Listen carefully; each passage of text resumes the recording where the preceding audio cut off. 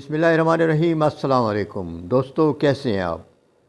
آج میں پھر لے کر آیا ہوں آپ کے لیے ایک اور موسیقار کی تخلیقات، موسیقار کا ذکر۔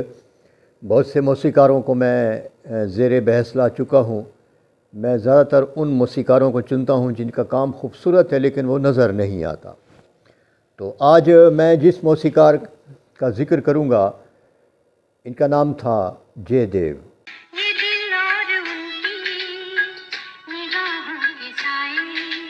فکر کو دھویں میں اڑاتا چلا گیا، ابھی نہ جاؤ چھوڑ کر کہ دل ابھی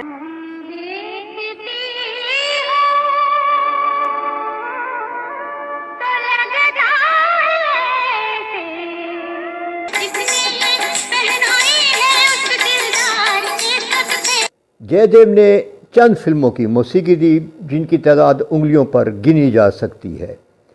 ان کو حسب خواہش کامیابیاں نہ مل سکیں۔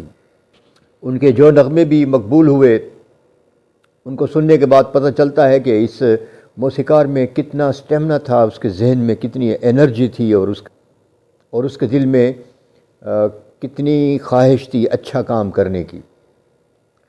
لیکن بہت سارے موسیقاروں کی طرح جے دیو کے ساتھ بھی یہ مسئلہ رہا کہ ایک فلم اگر کامیاب ہو گئی، ان کے نغموں کو کامیابی مل گئی، تو اس کے بعد بجائے ان کو کام ملنا بند ہو جاتا تھا۔ یہ بڑی عجیب بات تھی۔ ان کی جو بھی فلم کامیاب ہوئی، جس فلم کے نغمے کامیاب ہوئے، اس کے بعد کافی عرصے تک یہ بے روزگار رہے۔ اور دوسری جو بات ان کے ساتھ تھی، یہ دنیا بھر میں اکیلے تھے، ان کا کوئی بہن بھائی نہیں تھا۔ پیدا ہوئے تھے یہ کینیا میں، نیروبی میں، ان کے والد وہیں رہتے تھے۔ وہاں کوئی سسٹم نہیں ہوگا تعلیم کا، تو ان کے باپ نے 10 سال کی عمر میں اس کو اپنی پھوپھی کے پاس ممبئی بھیج دیا، اور ان کا دل نہیں لگتا تھا پڑھائی میں۔ یہ بھاگ جاتے تھے موسیقی کے پروگراموں میں۔ تو پھوپھی نے شکایت کی اپنے بھائی سے کہ بھائی جان، تم نے جو بیٹا بھیجا ہے پڑھنے کے لیے وہ تو نہیں پڑھ رہا۔ تو باپ جب آیا تو اس نے بمبئی کے ایک فلم اسٹوڈیو سے اس کو ڈھونڈ نکالا۔ اس وقت 11 سال عمر تھی۔ گھر لے کر آئے، سرزنش کی کہ میاں پڑھو گے نہیں تو بڑے آدمی کیسے بنو گے۔ تو پھر ان کو ایک جوتشی کے پاس لے گئے جو ہاتھ دیکھ کر مستقبل کا حال بتانے کا دعویٰ کرتا تھا۔ اس جوتشی نے جیسے ہی جے دیو کا ہاتھ دیکھا تو اس نے اس کے باپ سے کہا کہ اس کے حال پہ چھوڑ دو، یہ جو کر رہا ہے ٹھیک کر رہا ہے۔ تو اس کے باپ نے واقعی جے دیو کو اس کے حال پر چھوڑا اور واپس نیروبی چلا گیا۔ جے دیو اب اپنے ہر کام میں آزاد تھے، سیکھنے میں، موسیقی میں، گانے میں، چلنے میں، پھرنے میں مکمل طور پر آزاد ہو گئے تھے۔ یہ ایک گلوکار سے ملے جو مختلف درباروں میں، جو مقامی راجہ مہاراجہ ہوتے ہیں ان کے درباروں میں یہ ٹھمری، دادرا اور مختلف قسم کے راگ چھیڑا کرتا تھا۔ آواز اچھی تھی اس کی، علی اکبر نام تھا اس کا۔ تو جے دیو اس کے ساتھ منسلک ہو گئے جودھ پور میں۔ پھر دل اکتا گیا تو یہ آ گئے ممبئی، یہاں ایس ڈی برمن سے ملے۔ اب تھوڑے بڑے ہو گئے تھے، نوجوانی کی حدوں کو چھو رہے تھے، موسیقی کے رموز جانتے تھے۔ ایس ڈی برمن سے ملے تو ایس ڈی برمن نے ان کو پہچان لیا۔ اس نے کہا کہ تم اب کہیں نہیں جانا، یہیں رہو، کام مل جائے گا تمہیں۔ 60 کی دہائی سے پہلے ان کو 3 فلمیں ملیں، جورو کا بھائی، سمندری ڈاکو اور اینجلی۔ ان میں جو تیسری فلم ہے اس کی موسیقی کافی سنی گئی، اور جے دیو بھی فلم سازوں کی نظروں میں گویا آ گئے تھے بحیثیت موسیقار۔ 1962 یعنی 1962 میں ان کو مزید 3 فلمیں ملی، ریشمت شیرا، مجھے جینے دو اور ہم دونوں۔ ان تینوں فلموں کی موسیقی بھی کافی پسند کی گئی تھی، اور لوگوں نے ان کے نغموں کو، ان کی بنائی گئی دھنوں کو، ان کی بنائی گئی طرزوں کو خوب سراہا تھا، اور یہ بہت سارے فلم سازوں کی نظروں میں آ گئے تھے۔ لیکن ہونا تو یہ چاہیے تھا کہ 3 فلمیں ایک دوسرے کے اوپر ملنے کے بعد ان کو جو کامیابی ملی تھی، تو ان کو مزید فلمیں ملتی، لیکن ایسا نہیں ہوا۔ ایسا کیوں نہیں ہوا؟ یہ اس کی قسمت تھی، یہ اس کی ڈیلنگ تھی۔ اصل میں کچھ فنکار ایسے بھی ہوتے ہیں جو اچھا کام کرنے کے بعد اپنے گھر میں سمٹ کر بیٹھ جاتے ہیں کہ اب چونکہ میں ضرورت بن گیا ہوں، میرے پاس چل کر آئیں گے فلم ساز، گلوکار جتنے بھی ہیں، جن کو میری ضرورت ہوگی وہ مجھے ڈھونڈ لیں گے۔ لیکن دوستو، ایسا نہیں ہوتا۔ اپنی جگہ بنانے کے لیے لابنگ بھی کرنی پڑتی ہے، اور فلم سازوں کے آگے پیچھے بھی پھرنا پڑتا ہے، اور خوشامد بھی کرنی پڑتی ہے، تب کہیں جا کر نام بنتا ہے۔ لیکن جو جینون لوگ ہوتے ہیں وہ یہ کام نہیں کرتے۔ وہ اپنا ایک کام دکھا کر کے دیکھو میں یہ چیز بنا سکتا ہوں، تم جن سے کام لے رہے ہو میں ان سے سپیریئر ہوں، جو تمہارے تلوے چاٹتے ہیں میں ان سے اچھا ہوں، مجھ سے کام چاہیے تو میرے پاس چل کر آنا پڑے گا۔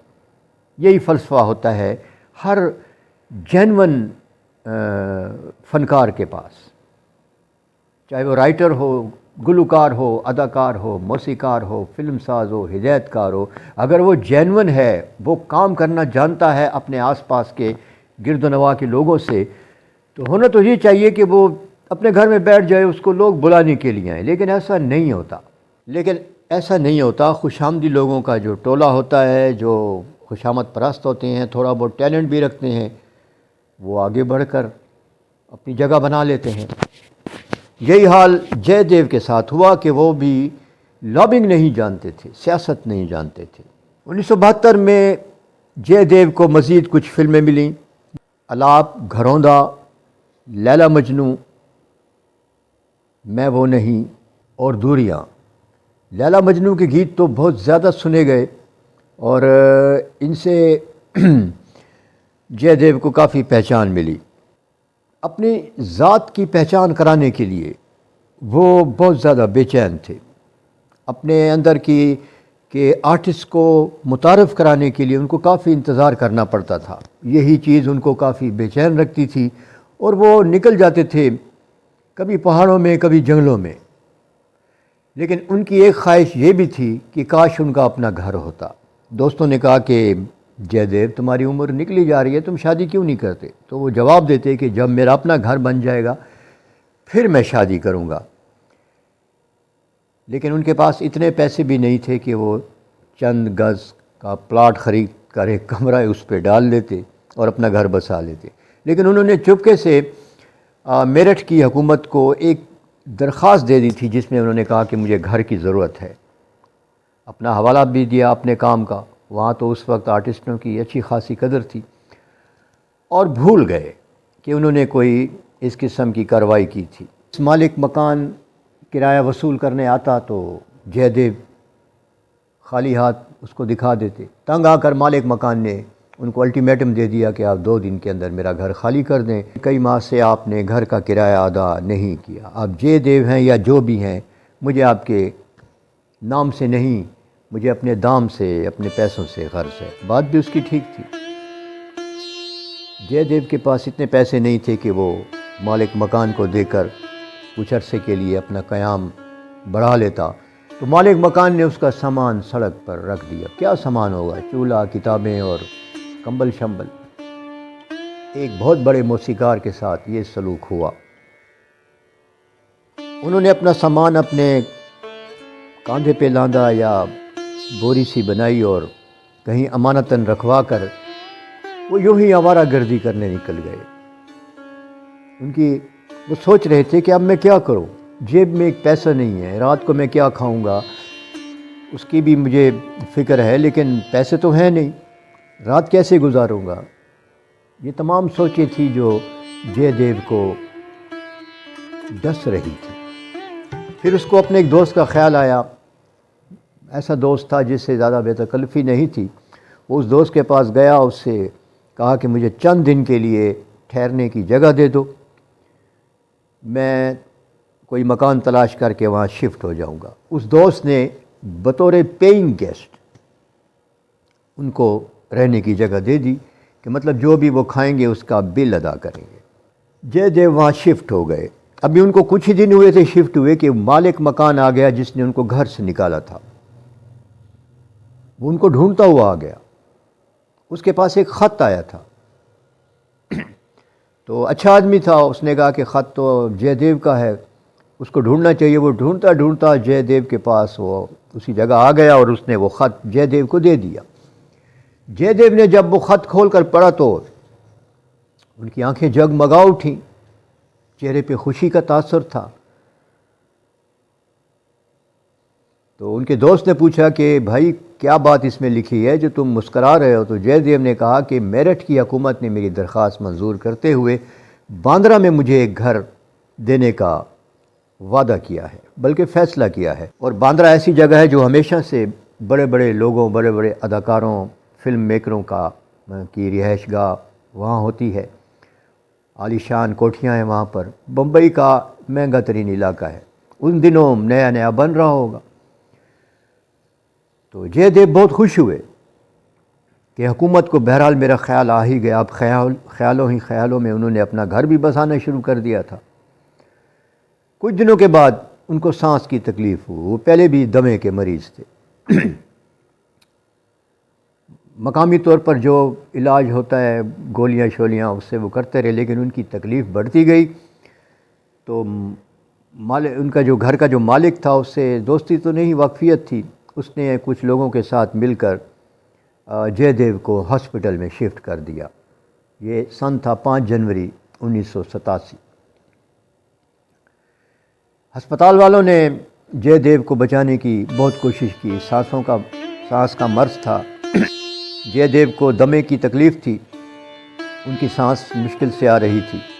ڈاکٹروں نے بہت کوشش کی، لیکن 6 جنوری 1987 کو جے دیو اپنے گھر کا خواب آنکھوں میں سجائے یہ دنیا چھوڑ کر چلے گئے.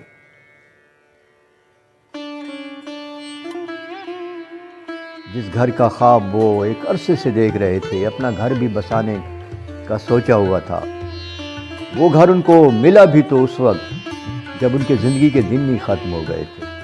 عجب مذاق کیا تھا تقدیر نے جے دیو کے ساتھ. میڈیا کا دور تو تھا نہیں کہ خبر مشہور ہوتی کہ جے دیو ہاسپٹل میں ہے. ویسے بھی وہ ملنگ قسم کا آدمی تھا، درویش قسم کا آدمی تھا. پروٹوکول سے وہ دور بھاگتا تھا اور زیادہ تر وہ خبروں سے دور بھاگتا تھا. اور اسٹوڈیو میں بھی اس کی اتنی ضرورت تو نہیں ہوتی تھی کہ اس کے بارے میں کسی کو تشویش ہو کہ کئی دن ہو گئے جے دیو نظر نہیں آیا. اور وہ لوگ جو جے دیو کو ہاسپٹل چھوڑ گئے تھے وہ بھی ان کو شفٹ کرنے کے بعد بیڈ پر وہ بھی چلے گئے تھے. جے دیو کی جب موت ہو گئی تو ہاسپٹل انتظامیہ نے ان کی آخری رسومات ادا کی اور ان کو اپنے رواج کے مطابق جو ارتھی کو آگ کے حوالے کرنا ہوتا ہے، چتا کو جو آگ لگانی ہوتی ہے، وہ ہسپتال کے 2-3 ملازمین نے یہ سارا کام کیا. جے دیو مر گیا. بہت دنوں کے بعد یہ خبر اخبار میں چلی تو کچھ لوگوں نے افسوس کیا، کچھ نے نہیں کیا. دوسروں سے جو وابستہ ہماری خوشیاں ہوتی ہیں وہ ہمارے مفادات سے جڑی ہوئی ہوتی ہیں، کیونکہ جے دیو کسی کے لیے کوئی خاص وقت نہیں رکھتا تھا، لہذا وہ مر گیا تو کسی کو خاص دکھ بھی نہیں ہوا. اپنے آس پاس کے لوگوں کا لازمی خیال رکھیے. اللہ تعالیٰ آپ کا خیال رکھے گا. ویڈیو دیکھنے کا شکریہ.